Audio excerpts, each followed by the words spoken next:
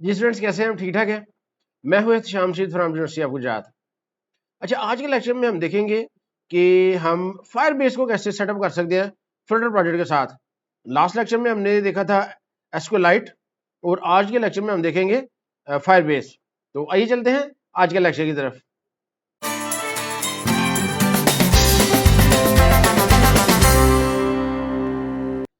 اچھا جی پہلے ہم تھوڑا سا تھیوری کا پارٹ کور کریں گے, اس کے بعد ہم پریکٹیکل کی طرف جائیں گے.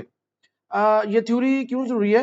آپ کو پتا ہے کہ یہ جو کورس ہے یہ bachelors of computer science students کے لیے 6 سیمسٹر کے جو ہے یونیورسٹی میں, تو ان اسٹوڈنٹس کے لیے نا تھوڑی سی تھیوری بھی چاہیے ہوتی ہے تاکہ ان کو ادھر آئیڈیا ہو کل کو کوئی ایگزام میں انہوں نے کوئی لکھنا ہے یا ان کے اپنے نوٹس وغیرہ کو بنانا ہے تو ریٹن فارم میں ان کے پاس مٹیریل جو ہے نا وہ کافی ہو تاکہ وہ کسی کو بتا سکے یا ایگزام میں لکھ سکے. تو تھیوری میں جی سب سے پہلے آپ کو بتانا چاہیے کہ فائر بیس کیا ہے. فائر بیس جو ہے نا یہ گوگل کا back and as a service, ٹھیک ہے, پلیٹ فارم ہے جسے باس پلیٹ فارم بھی کہتے ہیں. اسی طرح soft where as a service ساس پلیٹ فارم بھی ہوتے ہیں. تو مجھے مختلف جو ٹرمز یوز ہوتی ہیں. تو فائر بیس یہ back and as a service plate form ہے. تو اس میں ہم اپنی جو اپلیکیشنز ہیں نا بہت زیادہ مینول کام کیے بغیر, یعنی کہ اے پی آئیز اور ڈیٹا بیسز کو اسکریچ سے بنائے بغیر ہم اس میں اپنی اپلیکیشن جو ہے وہ بنا سکتے ہیں. یہ فائدہ ہے اس کا. تو فلٹر میں فائر بیس جب آپ نے کنیکٹ کرنا ہے, فلٹر میں فائر بیس کو کنیکٹ کرنا ہے تو اس کے لیے آپ کو ایک پلگ ان کی ضرورت پڑے گی جسے کہتے ہیں فلٹر فائر. یہ پلگ ان کہاں سے ہم لیں گے اور کیسے اس کو کنیکٹ کریں گے یہ ہم ابھی آگے چل کے دیکھتے ہیں. جی سب سے پہلے جو کور کانسیپٹ ہے فائر بیس کے وہ سمجھنے بہت ضروری ہے. یہ 4 کور کانسیپٹس ہیں. ان میں سب سے پہلا ہے سرور لیس آرکیٹیکچر, دوسرے نمبر پہ ریئل ٹائم ڈیٹا, نو سیکول ڈیٹا بیس اور ایس ڈی کے بیس کمیونیکیشن. تو ان چاروں کو ہم دیکھتے ہیں باری باری کہ ان کی ڈیٹیل کیا ہے. پہلے نمبر پہ سرور لیس آرکیٹیکچر. اس کا مطلب یہ ہے کہ ہم سرور کو مینج نہیں کر رہے, فائر بیس آٹومیٹکلی یہ ساری چیزیں ہمارے لیے کر رہا ہے. جو ٹریڈیشنل آرکیٹیکچر ہے یعنی کہ یہ فائر بیس سے پہلے جو ہم یوز کرتے ہیں اس میں ہم اپلیکیشن کیسے لکھتے ہیں کہ جو بھی اپلیکیشن ہم بناتے ہیں نا ہم اس کا بیک اینڈ سرور خود بناتے ہیں, ٹھیک ہے کہ نہیں, اور وہ سرور جو ہے نا وہ ڈیٹا بیس سے کنیکٹ ہوتا ہے. اگر ویب میں اگر آپ کام کر رہے ہو, اگر آپ کو ایکسپیرینس ہے بیک اینڈ پروگرامنگ کا تو آپ کو پتا ہوگا کہ ہم نوڈ جی ایس میں یا پی ایچ پی میں بناتے ہیں سرور, اور جو سرور کنیکٹ ہوتا ہے پھر آگے ڈیٹا بیس سے اس کو ہم ڈپلوائے کرتے ہیں. تو سرور پہلے ہم بناتے ہیں پھر سرور کو ڈپلوائے کرتے ہیں, اس کے بعد ہم اس کی سکیلنگ بھی کرتے ہیں. یعنی کہ اگر ہم نے سرور کو انیشلی سیٹ اپ کیا ہے 10 یا 20 یوزرز کے لیے, اگر یوزر ہنڈریڈز ہو گئے ہیں, تھاؤزینڈز ہو گئے ہیں, تو پھر ہم نے اس کو کنفیگر کرنا ہے, سکیل کرنا ہے. تو اس کے علاوہ جو اپ ٹائم ہے اس کو بھی ہم نے مینولی مینٹین کرنا ہوتا ہے. وہ اگر کریشز آ گئے ہیں تو وہ بھی جو ڈیولپر ہے نا وہی اس چیز کو ہینڈل کرتا ہے. تو فائر بیس کے ساتھ یہ سارا کام ہمیں نہیں کرنا پڑتا, یہ سارا کام گوگل جو ہے وہ ہینڈل کرتا ہے. تو یہ سب سے بڑا فائدہ ہے فائر بیس کو یوز کرنے کا. سرور لیس آرکیٹیکچر میں کیا ہوتا ہے جو فائر بیس میں ہے؟ ابھی تو ٹریڈیشنل بھی ہم نے دیکھا نا جس میں ہم خود ساری چیزیں بناتے ہیں سرور وغیرہ, پھر اس کو ڈیٹا بیس سے کنیکٹ کرواتے ہیں. تو جب کہ فائر بیس کے ساتھ کیا کرتے ہیں, ہم صرف اپلیکیشن بنانی ہے اور فائر بیس کے سرور کے ساتھ ہم نے اس کو کنیکٹ کر دینا, باقی سارا کام جو ہے نا وہ سرور نے خود کرنا ہے. ہم نے صرف رائٹ کرنا ہے کوڈ جس سے ہم نے کال کر لینی ہے فائر بیس کی سروس. اب فائر بیس سے ہینڈل کرنا ہے سرور کو, فائر بیس سے ہینڈل کرنا ہے اس کو, سکیلنگ جو سی ہے نا وہ اس نے خود ہینڈل کرنی ہے. 1 یوزر ہے یا 1 ملین یوزر ہے, یہ سکیلنگ ساری فائر بیس جو سرور ہے وہ خود آٹومیٹکلی کرے گا. سیکورٹی مینٹیننس یہ سارا کام ہمارا ختم ہو گیا. تو اس لیے فائر بیس میں کام کرنا آسان ہے. یہ ایک ایگزامپل میں نے ادھر لکھ دی ہے فائر بیس کی. تو دیکھیں ایک سنگل لائن کے ساتھ ہم نے یہ فائر بیس, فائر سٹور یہ کیا ہے, ڈاٹ انسٹنس, ڈاٹ کلیکشن یہ کیا ہے, یہ چیزیں جب ہم پریکٹیکل سٹارٹ کریں گے تو اس وقت آپ کو چیزیں کو سمجھ آ جائے گی. لیکن اس وقت جسٹ آپ کو بتانے کا مقصد یہ ہے کہ ایک سمپل لائن سے جو ہے نا وہ ہم کنیکٹ کر لیں گے فائر بیس کے ساتھ, اور باقی ساری جو ہیڈک ہے وہ سرور خود ہینڈل کر لے گا. دوسری جو سروس ہے وہ ہے جی ریئل ٹائم ڈیٹا. اب ریئل ٹائم ڈیٹا سے کیا مراد ہے, یہ میں نے ڈیفینیشن لکھ دی ہے اسٹوڈنٹس کے لیے. جب ہم ڈیٹا چینج کرتے ہیں ڈیٹا بیس میں تو اپلیکیشن میں آٹومیٹکلی وہ اپڈیٹ ہو جائے ریفریش کیے بغیر, اسے ہم کہتے ہیں جی ریئل ٹائم ڈیٹا یا real time application. Simple definition کیا ہے, real time means data sinks instantly across all user devices. اگر 15 یا 20 یوزرز کسی ایک اپلیکیشن کو یوز کر رہے ہیں اور اگر ڈیٹا اپڈیٹ ہوا ہے تو وہ ساری آٹومیٹکلی جو ہے وہ اپڈیٹ ہو جائے. ٹریڈیشنل جو اپلیکیشنز ہیں وہ پہلے کیسے کام کرتی ہوتی تھی، ان میں اپلیکیشن اگر آپ نے لکھی ہے تو وہ ڈیٹا کو فیچ کرتی ہیں. جو اپلیکیشن یوزر لکھتا تھا وہ آن لائن ڈیٹا فیچ کرتا تھا، پھر ادھر سے جب نیا ڈیٹا ملتا تھا پھر اس کو انٹرفیس پہ شو کروایا جاتا تھا. یہ ٹریڈیشنل اپلیکیشن کا آرکیٹیکچر تھا. اب وہ جو ڈیٹا فیچ کرنے کا سائیکل ہے وہ آپ سیٹ کر سکتے ہیں، پر آور کر سکتے ہیں، پر منٹ کر سکتے ہیں، پر سیکنڈ کر سکتے ہیں، لیکن وہ یوزر نے فیچ کرنا ہے اور شو کرنا ہے. جبکہ فائر بیس کی صورت میں کیا ہوگا، جو ہی ڈیٹا اپڈیٹ ہوگا تو جو اپلیکیشن ہے نا وہ آٹومیٹکلی اپڈیٹ ہو جائے گی. تو اس میں یہ ہوگا کیسے، بیسیکلی ہم کچھ ایسے ویجٹس یوز کرتے ہیں جو لسن کرتے رہتے ہیں سرور کو. تو بیسیکلی ہماری جو اپلیکیشن ہے نا یہ لائیو کنیکشن بنا لیتی ہے فائر بیس سرور کے ساتھ، اور جو ہی ڈیٹا اپڈیٹ ہوتا ہے ساتھ ہی جو یوزر انٹرفیس ہے نا وہ آٹومیٹکلی اپڈیٹ ہو جاتا ہے. ہمیں کوئی دوبارہ اے پی آئی کالز وغیرہ وہ نہیں کرنی پڑتی. تیسرا جو اس کا فیچر ہے وہ ہے نو سیکول ڈیٹا بیس. تو فائر بیس جو ہے نا وہ نو سیکول ڈیٹا بیس یوز کرتا ہے. اب سیکول اور نو سیکول اگر تو آپ نے ڈیٹا بیس کا کورس پڑھا ہے تو پھر تو آپ کو آئیڈیا ہوگا، اگر نہیں پڑھا تو میں جلدی سے بریف انٹروڈکشن آپ کو دے دیتا ہوں. ایس کیو ایل یا سیکول جو ڈیٹا ہوتا ہے نا اس میں ٹیبلز ہوتے ہیں، ٹیبلز ہوتے ہیں، ان کے کالمز ہوتے ہیں، کالمز کے اندر روز ہوتی ہیں، ان روز میں ہم جو ہے وہ ڈیٹا اسٹور کرتے ہیں. لیکن فائر بیس میں ٹیبلز نہیں ہوتے. فائر بیس کا آرکیٹیکچر کس طرح کا ہوتا ہے، اس میں کلیکشنز ہیں، ڈاکومنٹ ہے اور فیلڈز ہیں. اب کلیکشن کیا ہے، کلیکشن ایکٹ کرتا ہے ٹیبل کے طور پہ، ڈاکومنٹ جو ہے نا وہ روز کے طور پہ، اور فیلڈ جو ہے نا وہ کالمز کے طور پہ ایکٹ کرتے ہیں. تو یہ میں نے ادھر ڈائیگرام کے ذریعے بھی جو ہے نا ادھر یہ چیز سمجھائی ہے کہ یہ جو ڈائیگرام ہے اوپر والی یہ ایس کیو ایل سرور کی ہے جس میں ٹیبل ہے، کالمز ہے، اور یہ جو ڈائیگرام ہے نا یہ نو سیکول ڈیٹا بیس ہے. اب اس میں یہ جو ہے نا سب سے اوپر یہ کلیکشن ہے، اس کے بعد یہ ڈاکومنٹ ہے، یوزر ون یہ ایک ڈاکومنٹ ہے، اور یہ آگے اس کے جو ہے فیلڈز ہیں.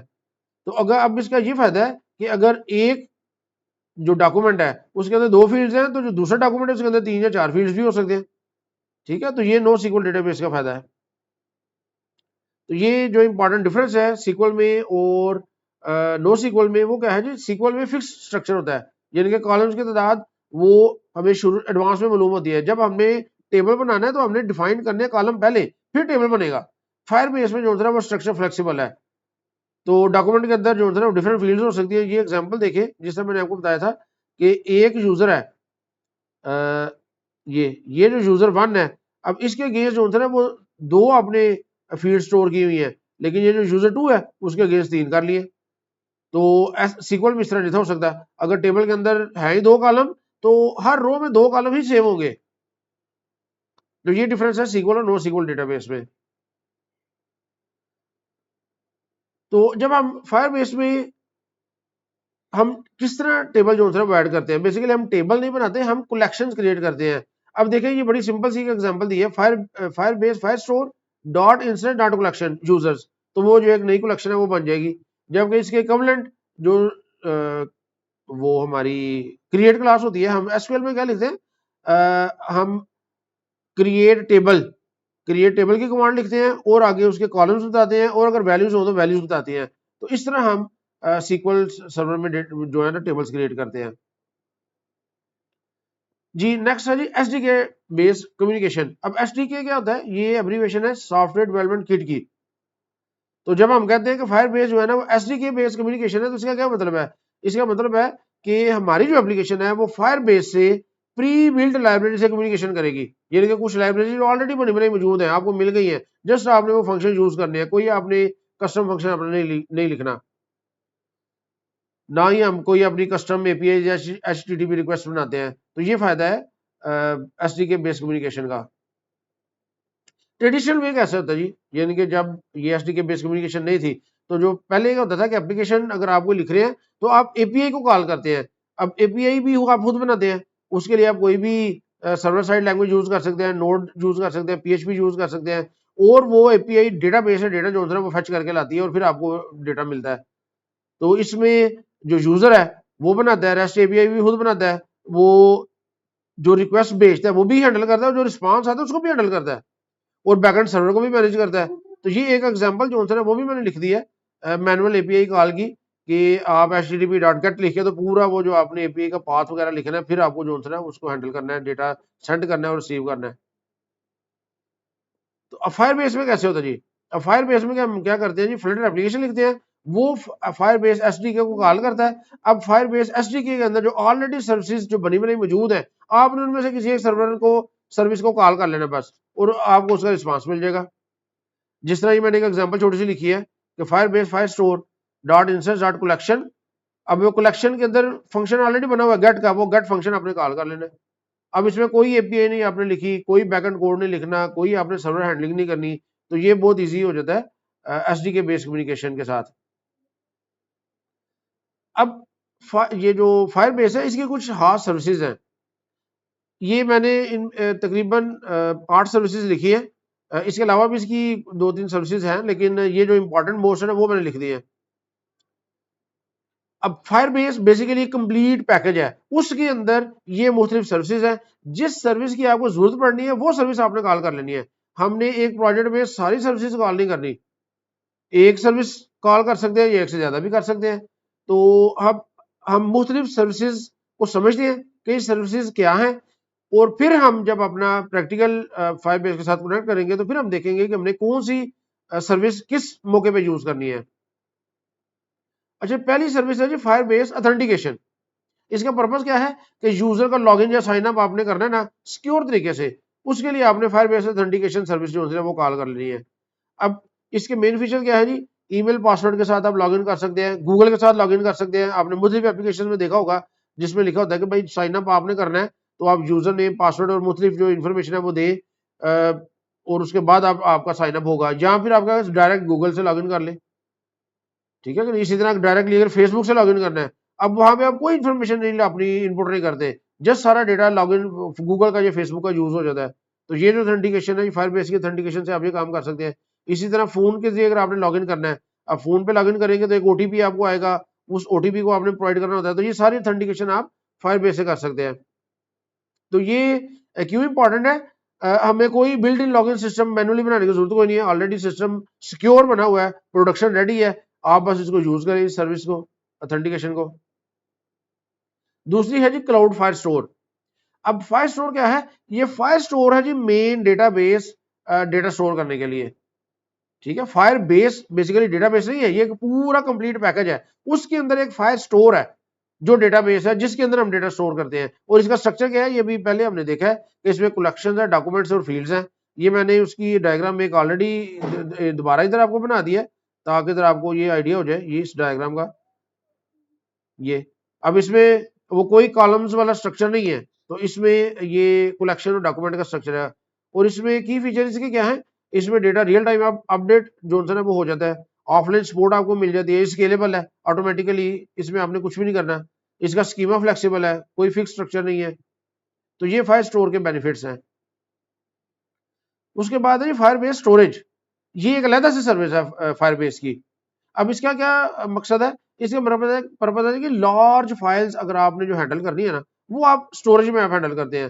اس میں امیجز بھی آ سکتے ہیں, ویڈیوز بھی آ جاتی ہے, کوئی پی ڈی ایفس بھی آ جاتی ہیں, اس کے علاوہ کوئی ایکسل یا ورڈ فائلز ہے وہ بھی آپ فائر بیس اسٹوریج میں جو ہے وہ اسٹور کر سکتے ہیں.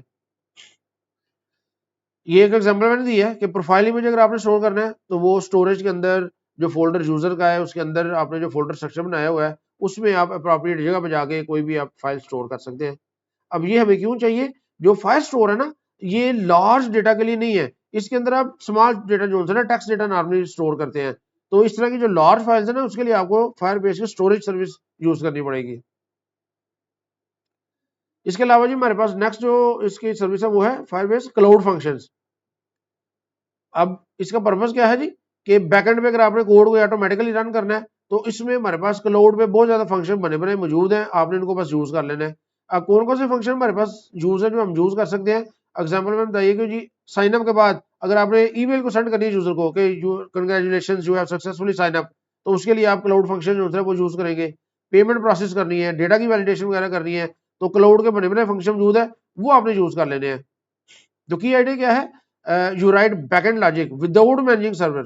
بیک اینڈ لاجک آپ نے لکھی ہے تو سرورز وغیرہ آپ نے مینج نہیں کرنا, وہ ڈائریکٹلی فائر بیس کے اندر جو ہے وہ چیزیں ہینڈل ہوئی ہیں, فنکشن بنے بنے موجود ہیں, جسٹ آپ نے ان فنکشن کو کال کرنا ہے اور یوز کرنا ہے. نیکسٹ جو اس کی سروس ہے وہ ہے جی کلاؤڈ میسجنگ. ٹھیک ہے, فائر بیس کلاؤڈ میسجنگ جسے ایف سی ایم بھی کہتے ہیں. اب اس کا مقصد کیا ہے جی پش نوٹیفکیشن جو ہے وہ بھیجنا. اب پش نوٹیفیکیشن کیا ہوتے ہیں؟ یہ ایسے نوٹیفیکیشن ہوتے ہیں جو ہمارے موبائل پہ ہماری مرضی کے بغیر آ جاتے ہیں، یعنی کہ سرور کوئی بھی جو میسج ہے وہ کلائنٹ کو بھیجتا ہے، وہ پش نوٹیفیکیشن ہے. یہ ہمارا بعض دفعہ موبائل اگر اسکرین اس کی آف ہے پھر بھی نوٹیفیکیشن ہمیں مل جاتا ہے، آن ہے پھر بھی مل جاتا ہے، ٹھیک ہے کہ نہیں. ہم کوئی اور اپلیکیشن یوز کر رہے ہیں تو پھر بھی ہمیں نوٹیفیکیشن موصول ہو جاتا ہے. انہیں پش نوٹیفیکیشن کہتے ہیں. جس طرح نیو میسج ریسیو، آپ کوئی کام کر رہے ہیں کسی اپلیکیشن پہ تو واٹس ایپ پہ وہ میسج آتا ہے تو آپ کو مل جاتا ہے کہ جی نیا میسج ایک ریسیو ہوا ہے، کوئی آرڈر آپ نے شپ کیا ہے اس کی انفارمیشن مل جاتی ہے. تو اس کی جو ٹائپس ہے جی فور گراؤنڈ نوٹیفیکیشن اور بیک گراؤنڈ. تو یہ میں نے آپ کو بتایا جس طرح کہ اگر کوئی اپلیکیشن آپ کی اسپیسیفک اپلیکیشن اوپن ہے تو اسی کے ریلیٹڈ نوٹیفیکیشن ہے تو وہ سامنے آپ کو آ جائے گا، اور اگر کوئی اور اپلیکیشن اوپن ہے تو بیک اینڈ پہ نوٹیفیکیشن آ جائے گا. تو یہ کام آپ کر سکتے ہیں ایف سی ایم کے ذریعے. 6 نمبر پہ ہے جی فائر بیس ہوسٹنگ. تو اس میں اگر آپ نے کوئی ویب سائٹ یا ویب اپلیکیشن ہوسٹ کرنی ہے سرور پہ تو یہ اس کے لیے یوز ہوگا. تو یہ سمپل صحیح ہے کہ اگر آپ نے کوئی فلٹر کی اپلیکیشن یا ویب اپلیکیشن ہوسٹنگ کرنی ہے تو آپ فائر بیس ہوسٹنگ بھی یوز کر سکتے ہیں. نیکسٹ ہے جی فائر بیس انالیٹکس. اب یہ کیا کرتا ہے جی، یہ یوزر کا جو بیہیویئر ہے نا وہ ٹریک کر رہا ہوتا ہے یہ سروس، اس سروس کے ذریعے. اب وہ بیہیویئر کیا ہے بھائی، اسکرین کتنی دفعہ آپ نے دیکھی ہے، ویوز کتنے ہیں، بٹن کو کتنی دفعہ کلک کیا ہے، کسی اپلیکیشن کا یوزیج ٹائم جو ہے نا وہ کتنا ہے. تو اس طرح کے انالیٹکس جو ہے نا وہ آپ اس سروس کے ذریعے گیٹ کر سکتے ہیں. تو لاسٹ جو اس کی ہے وہ ہے فائر بیس کریشلیٹکس. اب اس کا پرپز کیا ہے جی، اس نے ٹریک کرنا ہے کہ اپلیکیشن کریش کتنی دفعہ ہوئی ہے. تو یہ جو سروس ہے یہ ٹریک کرے گی کہ کون سی اسکرین پہ کریشز ہوتے ہیں، وہ اسکرینز کو بھی ٹریک کرے گی. اس کے علاوہ جتنے ایرر لاگز ہیں جو آپ نے اگر اپلیکیشن میں لکھے ہوئے ہیں وہ سارے ایرر لاگز کا بھی ریکارڈ رکھے گی. تو اس کے ذریعے آپ کل کو کوئی ڈیبگنگ وغیرہ کرنی ہے یا اپنے اپلیکیشن کو امپروو کرنا ہے تو آپ وہ امپروو کر سکتے ہیں. تو یہ تھی جی مین سروسز فائر بیس کی. تو اب ہمیں یہ پتہ لگ گیا کہ فائر بیس ایک کمپلیٹ پیکج ہے اور فائر سٹور اس کے اندر جو ڈیٹا بیس ہے نا اس کے اندر ڈیٹا سٹور ہوتا ہے. اب یہ اکٹھی سروسز جو سے کیسے چلتی ہیں، جس طرح میں نے آپ کو بتایا تھا کہ آپ کسی ایک سنگل اپلیکیشن میں کوئی ایک سروس بھی یوز کر سکتے ہیں، ایک سے زیادہ بھی کر سکتے ہیں. اب جس طرح اگر ہم ایک لاگ ان اپلیکیشن بناتے ہیں، یوزر اگر سائن اپ کرے گا تو پھر فائر بیس اتھینٹیکیشن سروس یوز کرنی پڑے گی. اگر ڈیٹا اسے سٹور کرنا ہے تو فائر سٹور یوز کرنا پڑے گا. اگر آپ اسے اپنا پروفائل میں سٹور کرنا ہے تو آپ کو اسٹوریج سروس بھی لینی پڑے گی. اگر اس کو نوٹیفیکیشن بھی چاہیے تو آپ کو ایف سی ایم سروس بھی یوز کرنی پڑے گی. ایرر ٹریکنگ کے لیے کریشلیٹکس ہے. تو ایک ہی اپلیکیشن میں آپ ایک سے زیادہ سروسز بھی یوز کر سکتے ہیں. تو اس کے بعد ہم دیکھیں گے کہ کیسے ہم فائر بیس کو سیٹ اپ کر سکتے ہیں اپنی اپلیکیشن میں. اچھا جی، آپ نے کیا کرنا ہے، ادھر جانا ہے گوگل پہ اور آپ نے جا کے ادھر لکھنا ہے فائر بیس. تو یہ پہلا جو لنک آپ کے پاس آئے گا آپ نے اس کو اوپن کرنا ہے فائر بیس کو، اور یہاں پہ یہ آ رہا ہے گو ٹو کنسول. آپ نے جانا ہے گو ٹو کنسول پہ. تو ادھر جی کریٹ نیو فلٹر پروجیکٹ، یہاں سے آپ نے ایک فلٹر پروجیکٹ نیا بنانا ہے. اس پہ کلک کرنا ہے انٹر یور پروجیکٹ نیم. تو ادھر میں لکھ دیتا ہوں مائی فرسٹ پروجیکٹ، کوئی بھی نام آپ رکھ لیں. اس کو کنٹینیو کر دیں.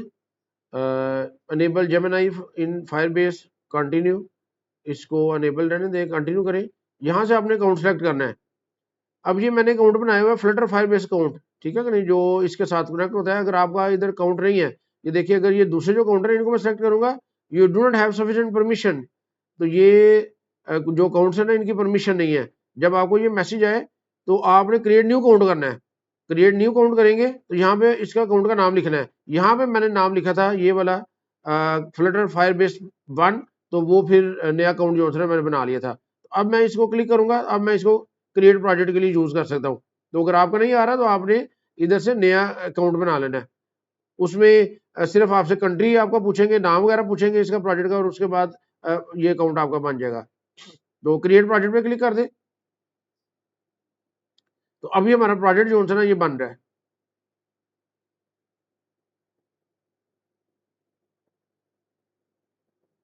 اچھا، اس کے ایک اور یاد رکھیے گا، جب ہم نے کمانڈس کے ساتھ کام کرنا ہے، کچھ انسٹالیشن کرنی ہے، تو اس کے لیے نوڈ جی ایس جو ہوتا ہے نا وہ ہمارے سسٹم پہ ہونا چاہیے. نوڈ جی ایس اگر میں ادھر اوپن کرتا ہوں جی سی ایم ڈی، آپ نے کمانڈ پرامپٹ اوپن کرنا ہے اور ادھر جا کے لکھنا ہے جی نوڈ ورژن. تو node is not recognise at internal اور ایکسٹرنل کمانڈ، اس کا مطلب ہے کہ نوڈ انسٹال نہیں ہے، تو میں نے تو جا کے کیا کرنا ہے install node Windows, install node J S Windows, اس پہ آپ نے کلک کرنا ہے تو یہ آ جائے گا down load node dot J S, اس پہ کلک کریں اور یہاں پہ جا کے آپ نے ڈاؤن لوڈز میں ونڈوز انسٹالر یہ ڈاؤن لوڈ کرنا ہے.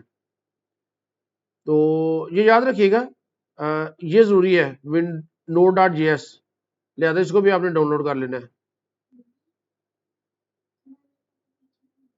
تو یہ مائی فرسٹ پروجیکٹ کریٹ ہو گیا، اس پہ آپ نے کنٹینیو پہ کلک کر دینا. تو یہ دیکھیں جی یہ کنٹینیو ہو گیا. اب دیکھیں جی یہ ہمارا پہلا پروجیکٹ جو ہے وہ بن گیا، یہ فائر بیس کنسول پہ ہم نے ایک نیا پروجیکٹ بنا لیا ہے. تو اب یہ دیکھیں یہاں پہ یہ اس کی مختلف سروسز ہے، ڈیٹا بیس کے اندر ایس کیو ایل کے ساتھ کنیکشن بھی یہ نئی آپشن انہوں نے دی ہے جی، ایس کیو ایل کے ساتھ بھی کنیکٹ کر سکتے ہیں. یہ فائر اسٹور ہے، فائر اسٹور یہ جو نو سیکول ڈیٹا بیس ہے فائر بیس کا، تو یہ ریئل ٹائم ڈیٹا بیس، یہ پرانا ڈیٹا بیس تھا جی ریئل ٹائم ڈیٹا بیس، یہ اب ریکمینڈیڈ نہیں ہے، اس کو ہم نے یوز نہیں کرنا. یہ اسٹوریج ہے، اسٹوریج جس کے اندر آپ لارج فائل اسٹور کر سکتے ہیں. سیکورٹی کے لیے دیکھیں سروسز آپ کو اوتھینٹیکیشن، فون ویریفیکیشن یہ ملی ہے. اے آئی سروسز یہ کچھ سروسز آپ کو ملی ہوئی ہیں. ہوسٹنگ کے لیے یہ دیکھیں اگر آپ نے ایپ ہوسٹ کرنی ہے اس کے مختلف فنکشن وغیرہ ایکسٹینشن آلریڈی موجود ہیں، تو یہ اس کی مختلف سروسز جو ہیں نا وہ ادھر اویلیبل ہیں. تو ابھی ہم کیا کرتے ہیں جی، یہ جو آپ نے نوڈ جے ایس کیا نا اس کو انسٹال کر لیں پہلے. یہ نوڈ جے ایس اس کو انسٹال کرنا ہے جی آپ نے اپنے سسٹم پہ. Next I accept, next, next. ادھر ایک آپشن تھی، اچھا ٹھیک ہے. Automatically install necessary tools node will also install, نہیں یہ نہیں ہمیں چاہیے جی، آپ اس کو نیکسٹ کر دیں. انسٹال یس.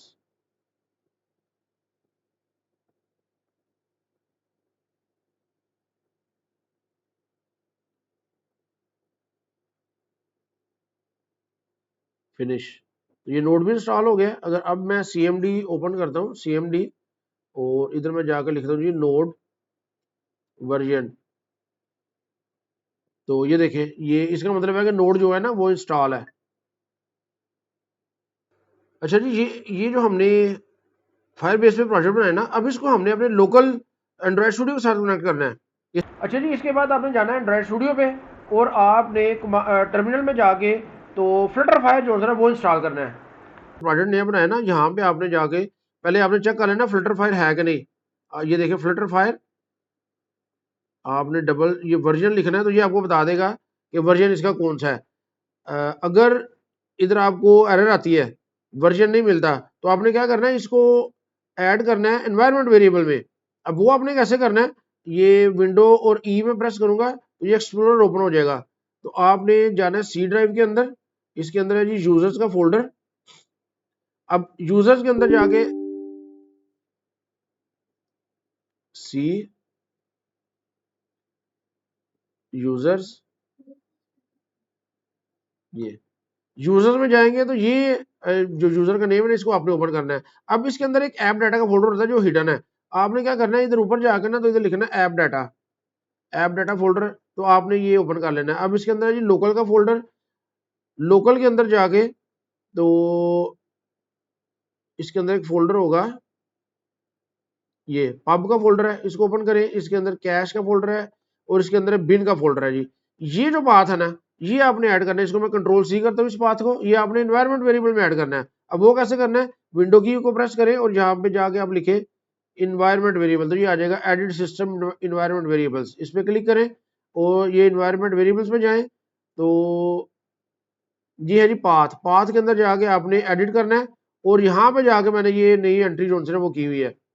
تو آپ نے کیا کرنا ہے نیو کر کے تو یہ ادھر نیا آ جائے گا. ادھر آپ نے نئی انٹری اس کو پیسٹ کر دینا، جو پاتھ ہم نے کاپی کیا تھا نا اس کو پیسٹ کر دینا ہے. جب یہ پیسٹ کر دینا ہے تو پھر یہ جو فلٹر فائر کی کمانڈ ہے نا یہ چل جائے گی.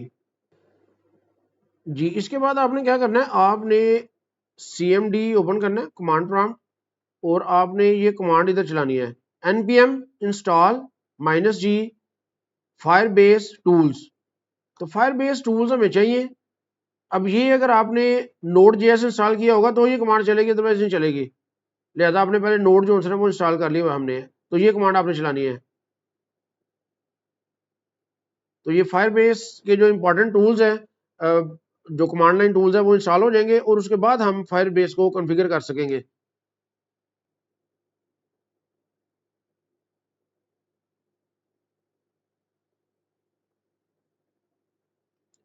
جی یہ انسٹال ہو گیا ہے. اب اس کے بعد ہم نے کیا کرنا ہے, فائر بیس لاگ ان کرنا ہے جی ہم نے. اب یہ پوچھا ہے انیبل جیمنائی ان فائر بیس فیچر, اس کو فی الحال نو کر دیں, اور اس کے بعد الاؤ fire base to collect CLI, ہاں ٹھیک ہے اس کو یس کر دیں. اب یہ اوپن ہوگا جی, اس کو الاؤ کریں. ادھر سے آپ نے اپنا جی میل کا اکاؤنٹ جو ہے وہ سلیکٹ کرنا ہے. تو یہ میرا آلریڈی لاگ ان ہے, اس کو میں نے سلیکٹ کیا, اکاؤنٹ چوز کیا آپ نے, اس کے بعد کنٹینیو, ادھر آپ نے الاؤ کر دینا ہے. تو یہ دیکھیں fire base CLI log in successful. تو اس طرح لوگ جو ہوتا ہے وہ لاگ ان سکسیسفل ہو جائے گا. تو یہ دیکھیں یہ سکسیس میسج آ گیا ہے. اس کے بعد آپ نے کیا کرنا ہے, اس کے بعد آپ نے ادھر جانا ہے اور ادھر لکھنا ہے فلٹر فائر. اب یہ فلٹر فائر پہ کلک کرنا ہے اور یہ آپ نے لنک اوپن کر دینا ہے یہ, اور گیٹ سٹارٹڈ پہ کلک کرنا ہے. تو یہ فلٹر فائر, اب اس کو آپ نے سیٹ اپ کرنا ہے. اب یہ جو سب سے پہلے یہ والی کمانڈ آپ نے رن کرنی ہے, اس کو کاپی کریں, اینڈرائڈ اسٹوڈیو پہ آئیں اور ادھر جا کے آپ نے یہ کمانڈ جو سی نا وہ ایڈ کر دینی. میرے خیال ہے یہ کمانڈ میں نے ایڈ کر لی ہے, فلٹر, چلیے دوبارہ اس کو کر لیتے ہیں. تو یہ کمانڈ جو ہے وہ ایڈ ہو گئی ہے. اس کے بعد جی آپ نے یہ کمانڈ جو ہے نا یہ رن کرنی ہے. اس کو ادھر سے کاپی کیا اور ادھر جا کے پیسٹ کیا اور انٹر کر دیا. تو یہ امپورٹنٹ ہے جو ڈپینڈنسیز ہے یہ آپ نے ساری کرنی ہے. اس کے بعد فلٹر فائر کنفیگر, اس کو آپ نے کلک کرنا ہے اور ادھر جا کے پیسٹ کر دیا. اب یہ پروجیکٹ فیچ کر رہے ہیں آن لائن. تو یہ پروجیکٹ جو اس نے فیچ کیے ہیں,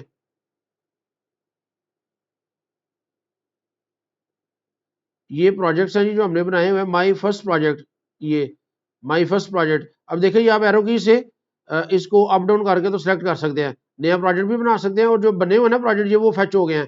تو یہ پروجیکٹ ہے جس پہ ہم نے کام کرنا ہے, اس پہ میں نے انٹر کیا. تو اس کے بعد وہ پوچھا کہ جی آپ نے یہ پروجیکٹ کس لیے بنایا ہے, Android, I S, make, web. تو میں اسپیس کے لیے ان کو انسلیکٹ کر دیتا ہوں, اینڈرائڈ آئی ایس کے لیے جو ہے وہ ٹھیک ہے. اس کے بعد انٹر کر دیا.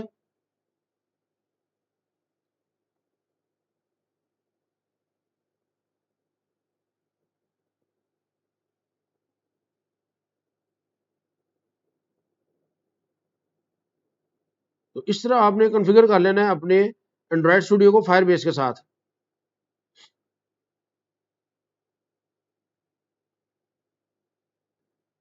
جی اس کے بعد دوبارہ اسی ویب سائٹ پہ جاتے ہیں, اور اب اس کے بعد یہ آپ نے امپورٹ کچھ لائبریریز کرنی ہے, اور یہ کوڈ جو ہے نا یہ آپ نے ایڈ کرنا ہے مین میں. تو اس کوڈ کو میں نے کاپی کیا, ادھر آپ نے آنا ہے اور مین کے اندر یہ یہاں پہ جا کے آپ نے یہ پیسٹ کر دینا ہے. اب یہ جو چونکہ یہ ویٹ ہے لہذا اس کو اے سنک جو ہے وہ آپ نے بنانا ہے.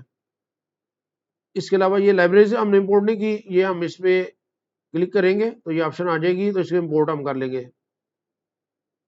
تو اس طرح لائبریریز کو امپورٹ کر لیں. یہ تو یہ سارے امپورٹنٹ کام ہم نے کر لیا ہے. اچھا جی یہ سب کچھ جب ہم نے ایڈ کر لیا ہے تو اس میں یہ دیکھیں کوئی ہمارے پروجیکٹ میں کوئی چینج تو نہیں آئی. اگر لائبریری میں جاؤں تو یہ دیکھیں فائر بیس آپشنس ڈاٹ آرٹ, یہ ایک نئی جو فائل ہے وہ آٹومیٹکلی ایڈ ہو گئی ہے, یہ پہلے نہیں تھی. ٹھیک ہے, آپ کو پتا ہے صرف ادھر مین ایک ہی فائل ہوتی ہے. اچھا جی اس کے بعد ہم جاتے ہیں یہ ادھر کوئی فردر آگے انسٹرکشن نہیں ہے, تو یہ ہم نے کام کمپلیٹ کر لیا ہے.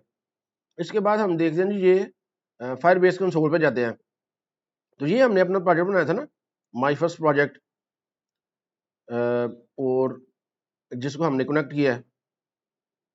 ادھر سے ہم دیکھ سکتے ہیں کون سا پروجیکٹ تھا, مائی فرسٹ پروجیکٹ. اچھا اس پہ کلک کریں پروجیکٹ پہ, تو دیکھیں یہ انٹرفیس اوپن ہو جائے گا فائر بیس پہ.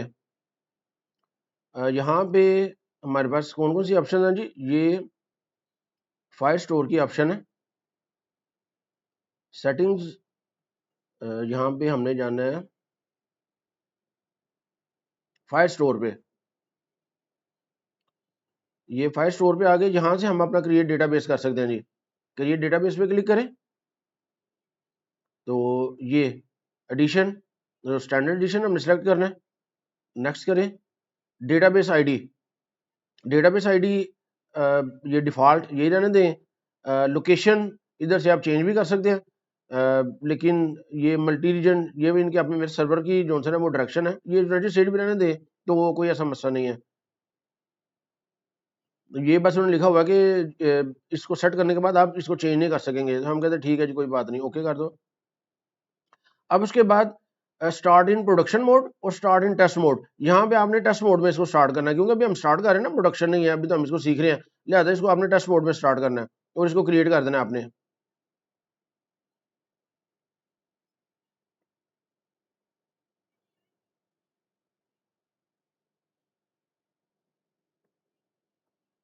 تو یہ دیکھیں یہ ہمارا ڈیٹا بیس جو ہے نا یہ کریٹ ہو گیا. اب یہاں پہ آپ اس میں, اب آپ کو پتا ہے میں نے آپ کو بتایا تھا کہ یہ نو سیکول ڈیٹا بیس ہے, اس میں ٹیبلز اور کالم کا اسٹرکچر نہیں ہے, اس میں آپ نے کلیکشن بنانی ہے. تو یہ اسٹارٹ کلیکشن, اس پہ کلک کرنا ہے آپ نے. تو سب سے پہلے کلیکشن آئی ڈی, تو ادھر میں بنا دیتا ہوں جی یوزر 1. اب یہ یونیک ہونی چاہیے, پہلا یوزر ہے نا یوزر 1. نیکسٹ اس میں وہی ہم چیزیں سیو کرتے ہیں, سوری یہ جو کلیکشن ہے نا ادھر ہم نے بنانا ہے اسٹوڈنٹس. یہ کلیکشن کا نام اسٹوڈنٹس ہوگا, اور اس کے اندر جو ڈاکومنٹ ہے نا یہ ہر ایک یونیک یوزر کے لیے یونیک ڈاکومنٹ بنے گا. تو ادھر آ جائے گا جی یوزر 1. اب اس میں اسی طرح نیم اور ایج یہ ہم نے اسٹور کرنا ہے نا, تو فیلڈ اس کا نام رکھ لیتے ہیں ہم جی نیم, اور اس کی جو ویلیو ہے وہ آپ کر لیں فار ایگزامپل علی کر لیں. اس کو ایک اور فیلڈ ایڈ کرنی ہے, پلس ایڈ کریں. اب یہ جو فیلڈ ہے اس کا نام ہے جی ایج, اس کی ٹائپ ہے انٹ ایج ہے نا, اور ویلیو ابھی اس کی بے شک نہ دیں, ویلیو اچھا علی ہے اس کی آپ دے دیں 22, تو اس کو سیو کر دیں. تو یہ دیکھیں اسٹوڈنٹس کے اندر جو ایک یوزر 1 جو تھا نا وہ بن گیا, اور یہ اس کی ویلیو ہے ایج اور نیم. تو اس کو ایک اور ڈاکومنٹ آپ ایڈ کر لیں بے شک ادھر, اس کا نام رکھ لیں یوزر 2. اب یہ یونیک ہونا چاہیے, یوزر 1 یوزر 2 یوزر 3, یعنی کہ وہ آلریڈی ایگزسٹ نہیں کرنا چاہیے. اب فیلڈ جو ہے نا دوبارہ ادھر نیم ٹائپ اسٹرنگ, اس کی ویلیو میں دے دیتا ہوں بابر. ایڈ فیلڈ کریں, ادھر آپ اس کا نام رکھ لیں ایج, یہ ہے انٹ 64, اس کی ویلیو کر دیں 30, سیو کر دیں. تو یہ یوزر 2 بن گیا. تو اسی طرح آپ جتنے مرضی یوزر بنا سکتے ہیں. دیکھیں یہ یوزر 1 ہے تو یہ اس کی ویلیوز ہے, یہ یوزر 2 ہے یہ اس کی ویلیوز ہے. ٹھیک ہے, اس طرح آپ جی جو آئی کے ذریعے ڈیٹا بیس جو ہے نا وہ بنا سکتے ہیں فائر بیس میں. اس کو آپ نے ڈیلیٹ کرنا ہے, سمپل اس کو سلیکٹ کریں جی. آپ نے یہ اسٹوڈنٹس پہ ماؤس لے کے جائیں گے نا, یہ 3 ڈاٹس آ جائیں گے, اس پہ کلک کریں اور ڈیلیٹ کلیکشن. ادھر سے آپ ڈیلیٹ کریں گے تو وہ پوچھ رہا ہے کنفرم کرنا ہے اس کو, confirm that you want to delete this collection by typing it's I D. تو آپ نے اس کا آئی ڈی لکھنا ہے ادھر, تاکہ کنفرم ہو جائے کہ آپ اس کو ڈیلیٹ کرنا چاہ رہے ہیں, اور ڈیلیٹ کریں گے تو یہ ادھر سے ڈیلیٹ ہو جائے گا. تو یہ دیکھیں کلیکشن ڈیلیٹ ہو گیا. تو اسی طرح اب ہم جاتے ہیں جی اینڈرائڈ اسٹوڈیو میں. اچھا ادھر ہم وہی پرانی اپلیکیشن بناتے ہیں جس کے اندر ہم نے یوزر نیم اور نیم اور ایج لکھی تھی, اور اس کو ہم نے اس کے بعد اس کو فائر بیس سے کنیکٹ کراتے ہیں. تو ہم کیا کرتے ہیں ادھر لائبریری میں جا کے پہلے ایک نیو فولڈر بنا لیتے ہیں, ڈائریکٹری سکرینز, اور سکرینز کے اندر جا کے ہم بنا لیتے ہیں ہوم سکرین,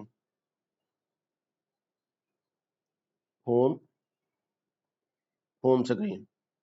اب اس کے اندر وہی کوڈ جو ہے وہ میں نے پیسٹ کر لیا جو پریویس اپلیکیشن میں تھا, اور اس کے بعد میں نے اس کو چینج کرنا ہے. ادھر میں کیا کرتا ہوں, یہ جو سارا کوڈ ہے اس کو ڈیلیٹ کیا, اور ادھر میں اسٹیٹ لیس ویجٹ بناتا ہوں مائی ایپ, اور ادھر ہم کیا کرتے ہیں جی ریٹرن کرتے ہیں مٹیریل ایپ, اور اس کا جو ہوم سیکشن ہے ادھر ہم کہہ دیتے ہیں جی ہوم سکرین کو جو ہے وہ کال کر لو. یہ تو اب اس کو ہم ایگزیکیوٹ کریں گے تو یہ جو ہمارے پاس اسٹرکچر ہے یہ پریویس رن ہوئی ہے, لیکن آپ اس کو رن کریں گے تو یہ نیا جو ہے وہ سیٹ اپ آپ کے سامنے آ جائے گا. اس کو میں رن کر کے آپ کو دکھا دیتا ہوں ایک دفعہ.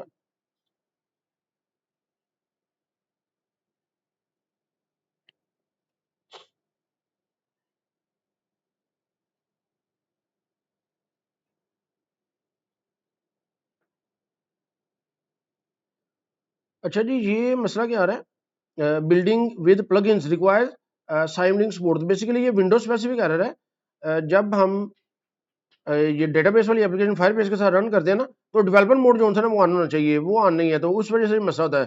تو اس کا ایک طریقہ تو یہ ہے کہ آپ یہ ونڈو کی پریس کریں اور سیٹنگز اوپن کریں. یہ سیٹنگز میں نے اوپن کیا. سیٹنگز کے اندر آپ نے جانا ہے ادھر سسٹم میں. سسٹمز میں جا کے آپ نے جانا ہے ایڈوانس. ایڈوانس میں جا کے ادھر نیچے ہوگا یہ ڈیولپر موڈ، یہ آف ہے، اس کو آپ نے آن کر دینا ہے. تو یہ ٹرن آن ڈیولپر موڈ میں یس، اس کو یس کر دینا آپ نے، تو یہ ڈیولپر موڈ آن ہو جائے گا. اب آپ نے اس کو کلوز کرنا ہے. اب آپ نے اس اینڈرائڈ اسٹوڈیو کو ریسٹارٹ کرنا ہے، ٹوٹلی کلوز کر کے دوبارہ سٹارٹ کرنا ہے. تو یہ مسئلہ جو ہے وہ سالو ہو جائے گا. تو میں کیا کرتا ہوں جی، ادھر اس کو کلوز پروجیکٹ اور اس کو بھی کلوز کر دیا. اب میں نے دوبارہ اینڈرائڈ اسٹوڈیو اوپن کرنا ہے. اینڈرائڈ اسٹوڈیو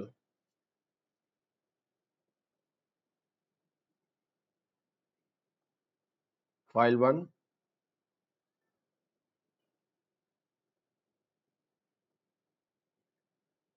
اب مجھے دوبارہ اس کو پہلے سٹارٹ کرنا پڑے گا ورچوئل ڈیوائس کو، اور اس کے بعد اس کو رن کرنا پڑے گا.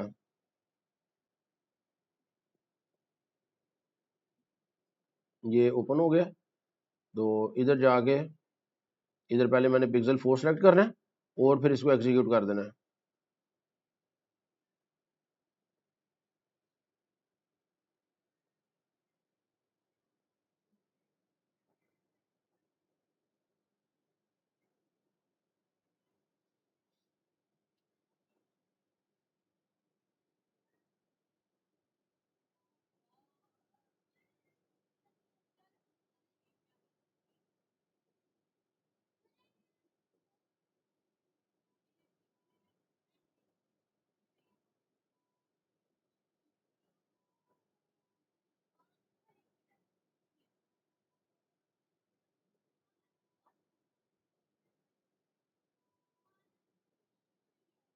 یہ دیکھیں جی، یہ اپلیکیشن لوڈ ہو گئی ہے.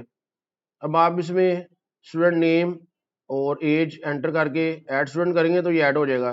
تو یہ ابھی لسٹ کے ذریعے ہوگا. فار ایگزامپل میں نیم کرتا ہوں علی اور ایج کرتا ہوں 20 اور ایڈ اسٹوڈنٹ کیا تو یہ ادھر آ گیا. تو یہ ابھی لسٹ کے ساتھ ہے. اب ہم دیکھتے ہیں کہ اس کو ہم ڈیٹا بیس کے ساتھ کیسے کر سکتے ہیں. اچھا جی، سب سے پہلے تو آپ کنفرم کر لیں کہ جو ریفرنس ہے وہ باقاعدہ ایڈ ہے کہ نہیں. اس کے لیے آپ نے کیا لکھنا ہے، filter pub add cloud fire store. تو یہ ریفرنس چیک کر لینا پہلے آپ نے. اس کو آپ نے جو نا رن کر لینا ہے. تو وہ یہ آلریڈی ہو چکا ہے، ٹھیک ہے. اس کے بعد فلٹر پب ایڈ فائر بیس کور، یہ دو چیزیں جو نا یہ آپ نے کنفرم کر لینی ہے. ٹھیک ہے، یہ دونوں ہو گئی. اس کے بعد ہم نے کیا کرنا ہے، اس کے بعد مین کے اندر جا کے ریفرنس ہم نے چیک کر لینا ہے. یہ جی ریفرنس ادھر ایڈ ہوا ہے، ٹھیک ہے. اب آپ نے ہوم اسکرین پہ آ کرنا ہے تو اس کی کوڈنگ کرنی ہے. اب ہم نے کیا کرنا ہے، ادھر جو ہے نا یہ سب سے پہلے آپ نے بنانا ہے فائنل کلیکشن ریفرنس. یہ کلیکشن ریفرنس ٹائپ ہے اور اس آپ نے جو ڈیٹا بیس ہے نا اس کے ساتھ ریفرنس بنانا ہے. تو اس کا نام ڈی بی ریفرنس رکھ لیں. D B reference is equal to fire base fire store dot instance dot collection, اور ادھر اس کا نام کلیکشن کا رکھ لیں. ہم اسٹوڈنٹس ہی رکھ لیتے ہیں، اسٹوڈنٹس. یہ کلیکشن آپ نے بنا لینی ہے. اچھا، اس میں یہ جو کلیکشن ریفرنس ہے نا، اس کو اگر آپ نہ بھی لکھیں تو بھی یہ چل جائے گی، ٹھیک ہے کہ نہیں. وہ ادھر ٹائپ آٹومیٹیکلی کمپائلر انفر کر لے گا کہ اس کی ٹائپ کیا ہے، لیکن اگر آپ لکھ لیں تو بھی ٹھیک ہے. تو یہ جو ہے اس کو میں نے کمنٹ کر دیا. یہ جو لسٹ ہم نے بنائی ہوئی تھی، ابھی یہ لسٹ کے ذریعے کام ہو رہا تھا نا، تو وہ ہم نے کمنٹ کر دیا. تو اب اس میں یہ جو سیٹ اسٹیٹ کے اندر ابھی ہم اس کو کمنٹ کر دیتے ہیں. یہ جو سیٹ اسٹیٹ کا فنکشن ہے اس کو بھی کمنٹ کر دیا. اس کے علاوہ یہ جو ڈیلیٹ، یہ سارے اب ہم نے کمنٹ کر دینے. شو اپڈیٹ ڈائلاگ، اس کے اندر بھی یہ اپڈیٹ والا بھی سارا بھی کمنٹ کر دیتے ہیں.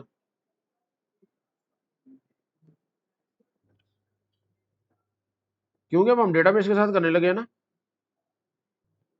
اچھا جی ہم نے یہ سوری یہ کمپلیٹ جو ہے نا ایڈ اسٹوڈنٹ یہ سارا فنکشن جو ہے نا اس کو کمنٹ کر دینا. اسٹوڈنٹ ایڈ ابھی نہیں ہو رہا. ٹھیک ہے جی یہ ریفرنس بن گیا. اب ہم نے ادھر ایک اپنا فنکشن بنانا ہے اسٹوڈنٹس کو ایڈ کرنے کے لیے. تو اس کے لیے کیا فنکشن ہم بنائیں گے؟ اب آپ کو پتا یہ فنکشن فیوچر ہوں گے. فیوچر وائڈ اسٹوڈنٹ کو ایڈ کرنا ہے نا تو یہ ریٹرن کچھ نہیں کرے گا. ایڈ اسٹوڈنٹ کا فنکشن ایک بنا لے اور یہ اے سنک ہوگا اور یہاں پہ ہم نے اس کی کوڈنگ کرنی ہے. اب ہم کیا لکھتے ہیں جی اویٹ اور وہ جو اسٹوڈنٹس ہم نے بنایا تھا نا اسٹوڈنٹس ڈاٹ یہاں پہ ایڈ کا فنکشن ہم نے یوز کرنا ہے اور اس کے اندر ہم نے یہ انونیمس فنکشن ہوگا یہ.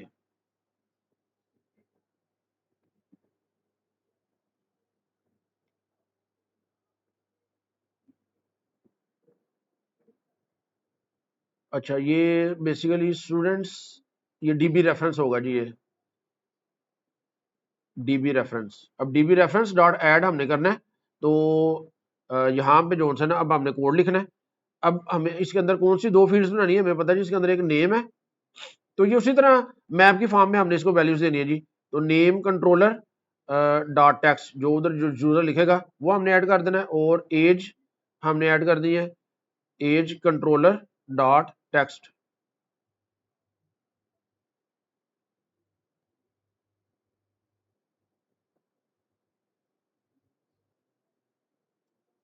اچھا ادھر ہم نے سوری کاما لگانا تھا جی. یہ کاما لگانا ہے ادھر ایج کنٹرولر ڈاٹ ٹیکسٹ.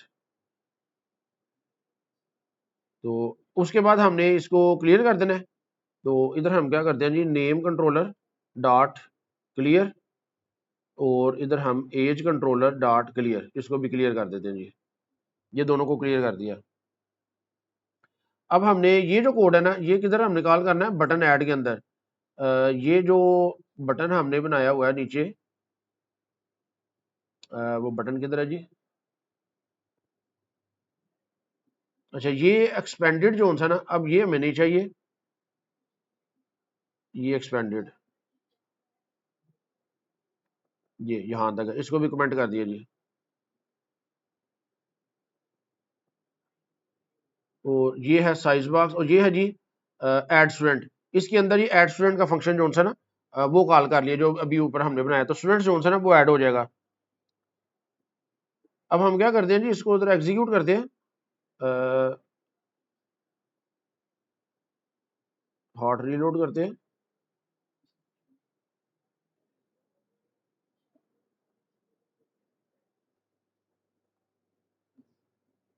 اچھا جی اگر یہ ہارڈ ریلوڈ یا ہارڈ ریسٹارٹ سے نہ چلے تو آپ نے اس کو سٹاپ کر کے تو دوبارہ اس کو رن کر لینا تو پھر یہ رن ہو جائے گا.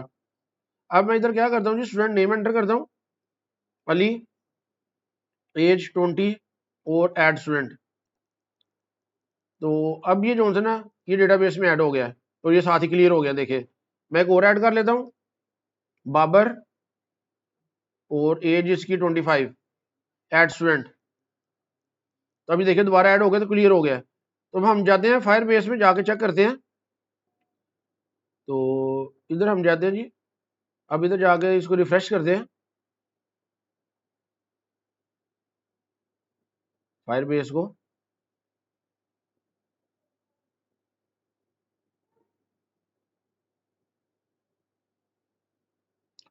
تو یہ دیکھیں جی یہ اسٹوڈنٹس کی کلیکشن ایڈ ہو گئی ہے. اب اس کے اندر یہ دو ڈاکومنٹس جو ہیں وہ ایڈ ہو گئے ہیں. تو یہ دیکھیں نیم علی ایج 20 اور نیم بابر ایج 25 تو یہ دونوں ایڈ ہو گئے ہیں. لیکن یہ دیکھیں جی یہ جو ریفرنس ہے یہ کیا ہے. تو بیسیکلی یہ جو ہم نے لائن لکھی ہے نا ایڈ کے اندر یہ اب یہ جو ہم نے لکھا ہے تو بیسیکلی ہوتا کیا ہے کہ کلیکشن اگر اسٹوڈنٹ کی کلیکشن موجود ہے تو اس کا ریفرنس بن جائے گا. اگر موجود نہیں ہے تو اسٹوڈنٹ کلیکشن آٹومیٹیکلی کریٹ ہو جائے گی. وہ ابھی ہم نے دیکھ لیا ہے یہ آٹومیٹیکلی کریٹ ہو گیا ہے. اس کے بعد جب آپ نے ایڈ اسٹوڈنٹ لکھا ہے اور اس کے اندر ہم نے کیا لیا D B reference dot add. اب یہاں پہ جو ہم نے ایڈ کیا ہے نا اب یہ فیلڈ اس میں ایڈ ہو جائیں گی اور جو ڈاکومنٹ ہے نا وہ آٹومیٹیکلی وہ سائن کر دے گا فائر بیس. یہ دیکھیں یہ جو ڈاکومنٹس ہے نا یہ یونیک ویلیو اس نے آٹومیٹیکلی وہ ڈیفائن کر دینی ہے جو ریپیٹ نہ ہو، اور جو ویلیو آپ اس کے اندر آپ ایڈ کرنا چاہیں گے تو وہ ایڈ ہو جائے گی. اب ادھر اگر ہم چاہتے ہیں کہ ہماری مرضی سے یہ چیزیں ایڈ ہوں، یا ابھی یہ جو چاہ رہے ہیں ہم کہ جو ہی ہم ایڈ کریں یا یہ اپلیکیشن جب دوبارہ لوڈ ہو تو سارا ڈیٹا ادھر جو ہے نا وہ نظر آئے. پہلے ہم اس کو دیکھتے ہیں کہ اگر ڈیٹا ادھر لوڈ کرنا ہے تو وہ کیسے کرنا ہے. اس کے لیے ہم نے یہ جو ایکسپینڈیڈ یہ جو بنایا ہوا نا آپ نے یہ ایکسپینڈیڈ، ادھر اب ہم نے اپنا جو ہے نا وہ کوڈ لکھنا ہے. اس ایکسپینڈیڈ کو میں ڈیلیٹ کر دیتا ہوں.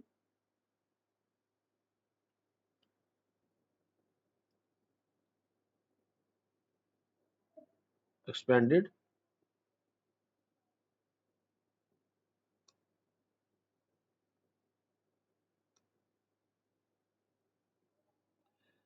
اب یہاں پہ ہم نے اسٹریم بلڈر جو ہے نا وہ یوز کرنا ہے، لسٹ بلڈر نہیں اب یوز کرنا. اب اسٹریم بلڈر اور اسٹریم بلڈر میں ادھر ہم نے اس کی ٹائپ بتا دینی ہے، یہ کیوری سنیپ شاٹ. تو جو اسٹریم پیرامیٹر ہے یہاں پہ ہم نے اسٹوڈنٹس کی جو سنیپ شاٹ ہے نا وہ پاس کر دینی ہے.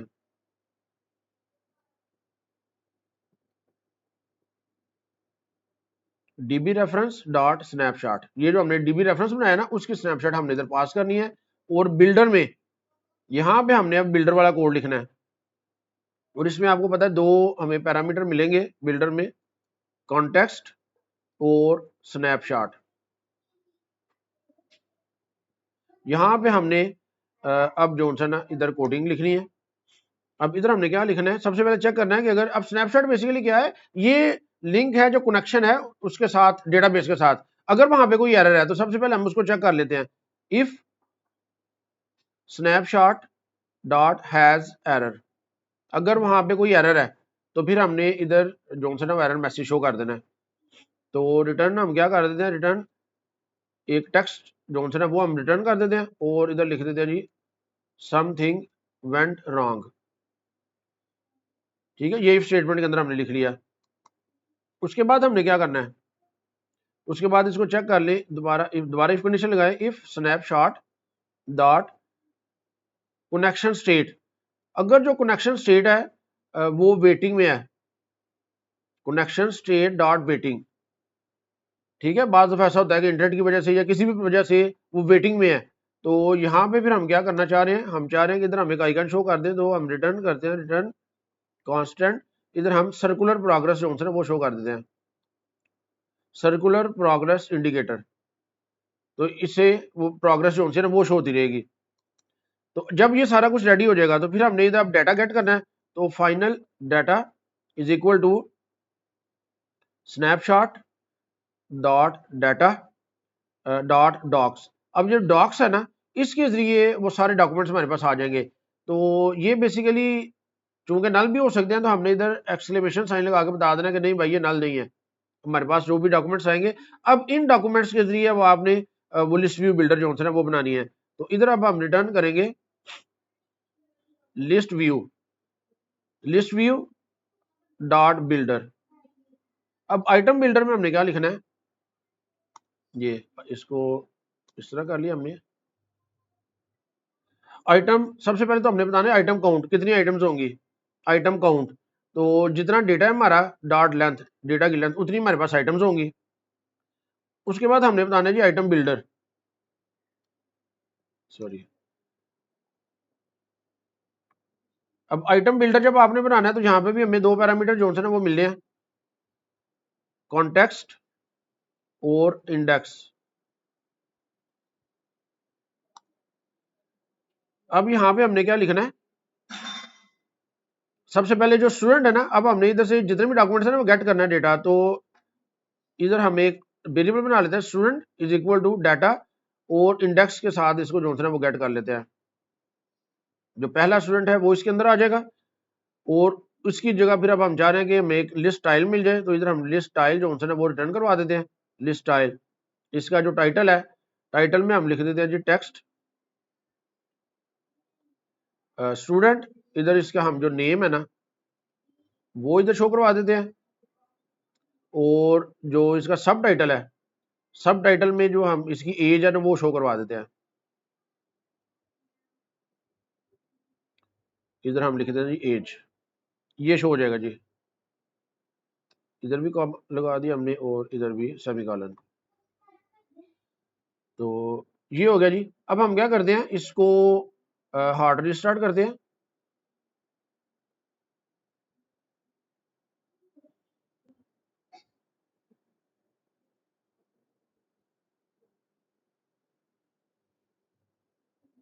اب دیکھیں جی ہارڈ ریسٹارٹ ہوا ہے اور علی اور بابر یہ دونوں جونسن ہیں ادھر آ گئے ہیں.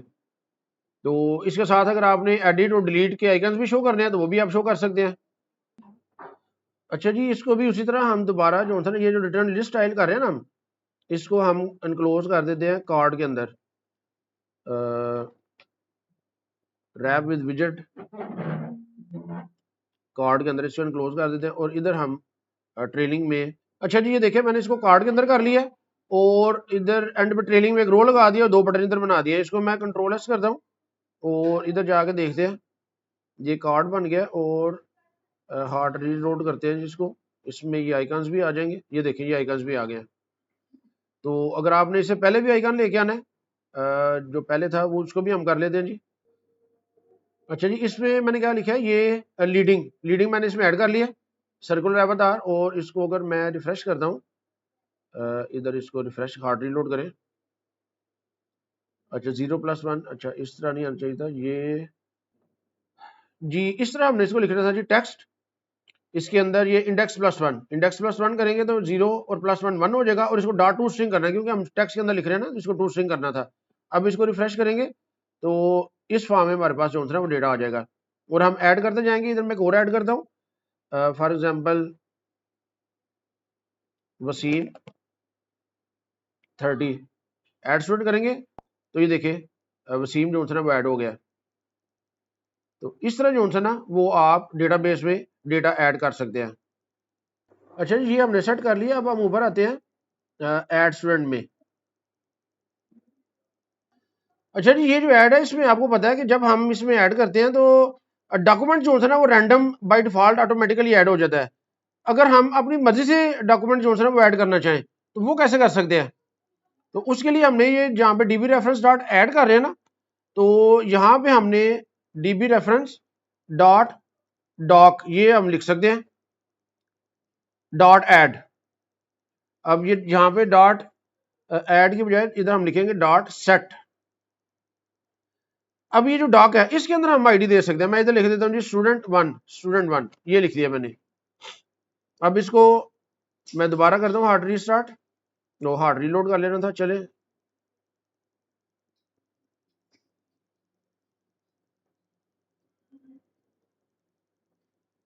یہ جو رینڈم آئی ڈی آتی ہے نا اس کی جگہ اب ہم دیکھتے ہیں کیا آتا ہے.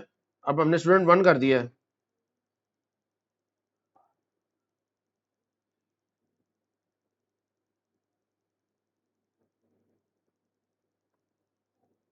ادھر میں لکھتا ہوں فار ایگزامپل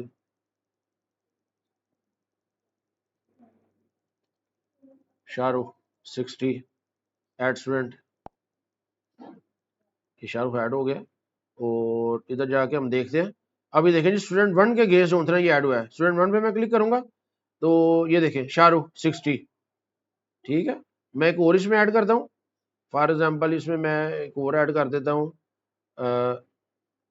سلمان خان 58. اس کو میں نے ایڈ اسٹوڈنٹ کیا تو اب دیکھیں اب شاہ رخ خان کی جگہ سلمان خان ہو گیا. حالانکہ ایڈ نہیں ہوا، یہ ریپلیس ہو گیا.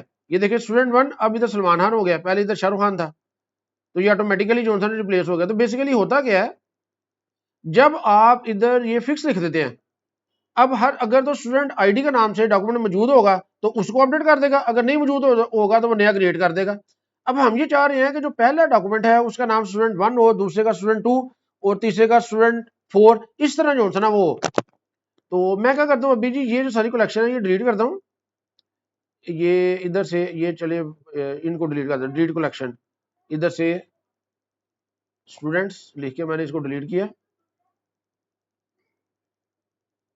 تو یہ ساری کلیکشن ڈیلیٹ ہو گیا ہے. اب ادھر میں کیا کوڈنگ کرتا ہوں،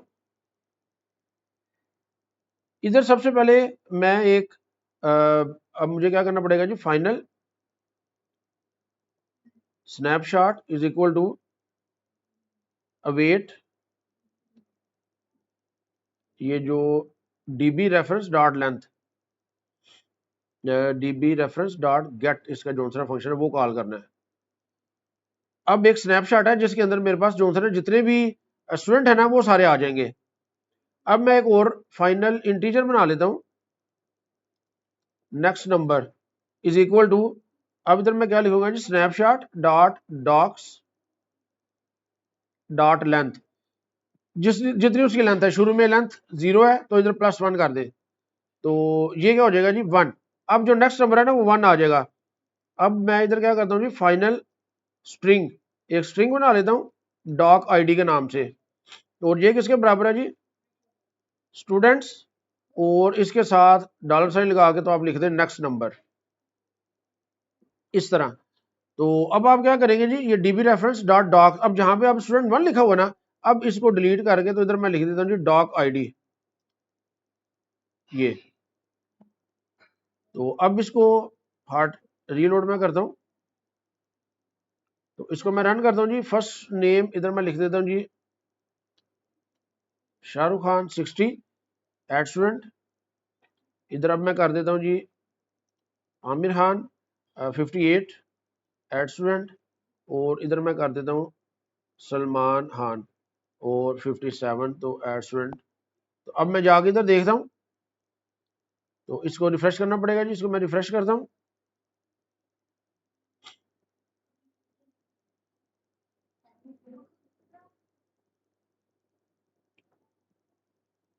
ابھی دیکھیں اسٹوڈنٹ 1 شاہ رخ خان، اسٹوڈنٹ 2 یہ آ جائے گا عامر خان، اور اسٹوڈنٹ 3 سلمان خان. تو اس طرح آپ جو ہے نا وہ آئی ڈی سیٹ کر سکتے ہیں. اچھا جی، اب ہم دیکھتے ہیں کہ ایڈٹ اور ڈیلیٹ ہم کیسے کر سکتے ہیں. تو یہ جو ایڈ اسٹوڈنٹ کا فنکشن ہے جس کی اب ہمیں ضرورت نہیں ہے، اس کو میں ڈیلیٹ کر دیتا ہوں.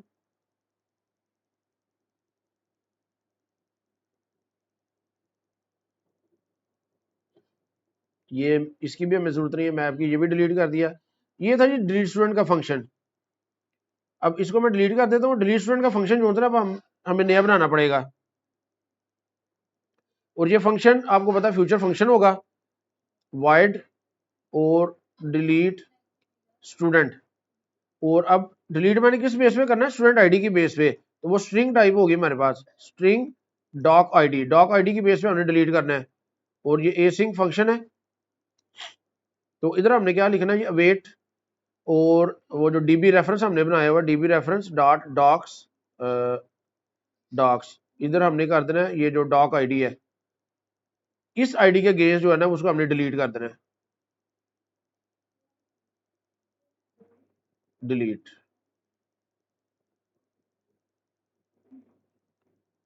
ڈی بی ریفرنس ڈاٹ ڈاک.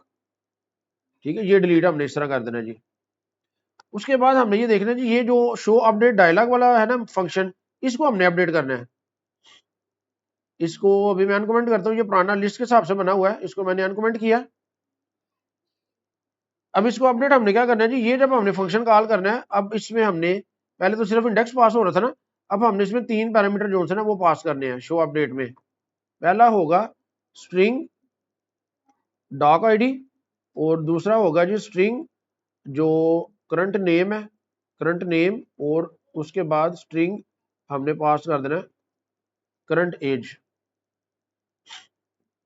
تو اب یہ ٹیکسٹ ایڈیٹنگ کنٹرولر جو ہے نا یہ ہم نے پہلے بنانا ہے. اب اس کا جو ٹیکسٹ ہوگا، اب یہاں پہ ہم نے کیا چینج کرنا ہے، یہ جو کرنٹ نیم ہے نا، کرنٹ نیم وہ ہم نے ادھر پاس کر دینا ہے، اور ادھر ہم نے کیا کرنا ہے جی، ادھر کرنٹ ایج، ادھر ہم نے کرنٹ ایج یہ پاس کر دینی ہے.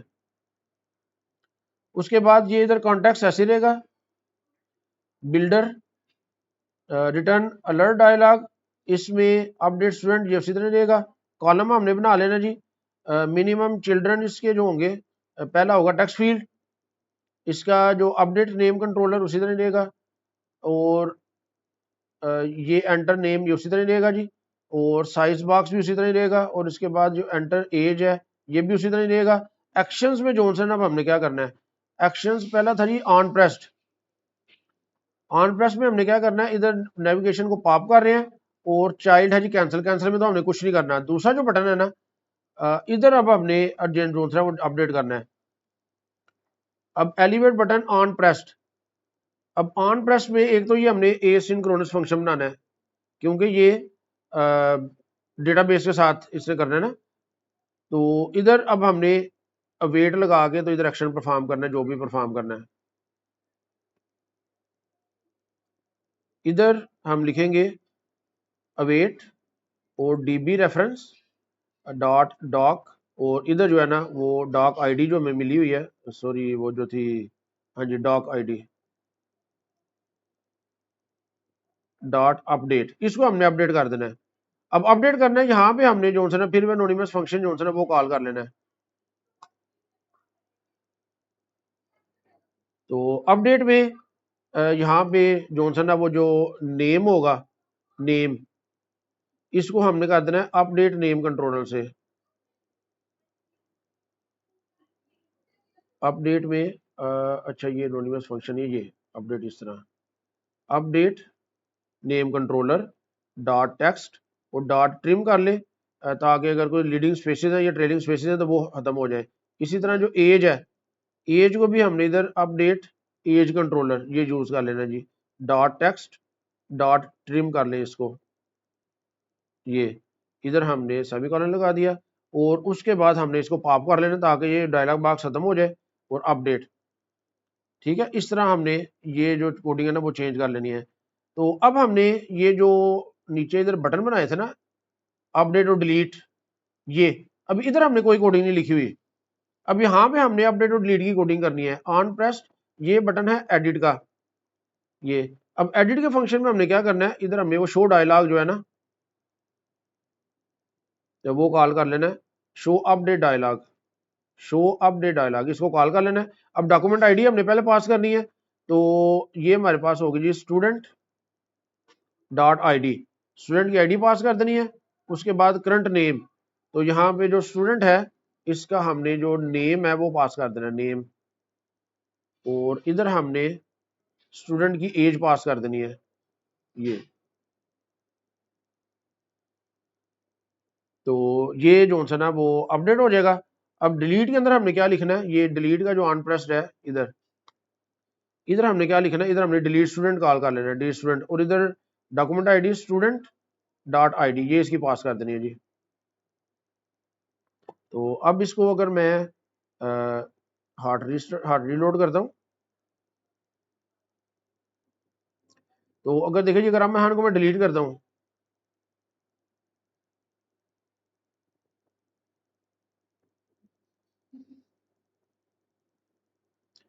اچھا جی اگر یہ بات دفعہ نہ چلے تو اس کو ہم ہارڈ ریسٹارٹ کر کے دیکھتے ہیں.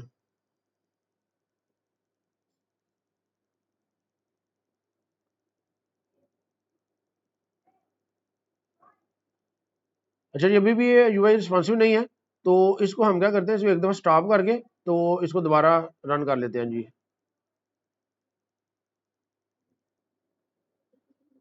جی یہ دیکھیں یہ ایگزیکیوٹ ہو گیا. ادھر اگر میں ایک نیا اسٹوڈنٹ ایڈ کرتا ہوں، فار ایگزامپل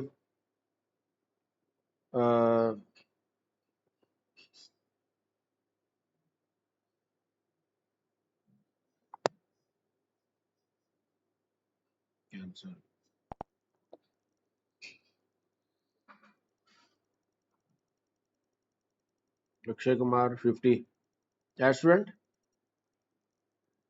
تو یہ دیکھیں یہ ایڈ ہو گیا. ٹھیک ہے، اگر میں ادھر سے کسی کو ڈیلیٹ کرتا ہوں، فار ایگزامپل عامر خان، تو یہ ڈیلیٹ ہو جائے گا. یہ سلمان خان ہے، اس کو اگر میں ایڈٹ کرتا ہوں تو اچھا ایڈٹ فنکشنلٹی اس کو ہارڈ ریسٹارٹ کرنا پڑے گا. میں نے ابھی اس کو انکمنٹ کیا ہے، یہ پہلے کمنٹ تھا نا تو اس وجہ سے شاید نہیں چل رہا.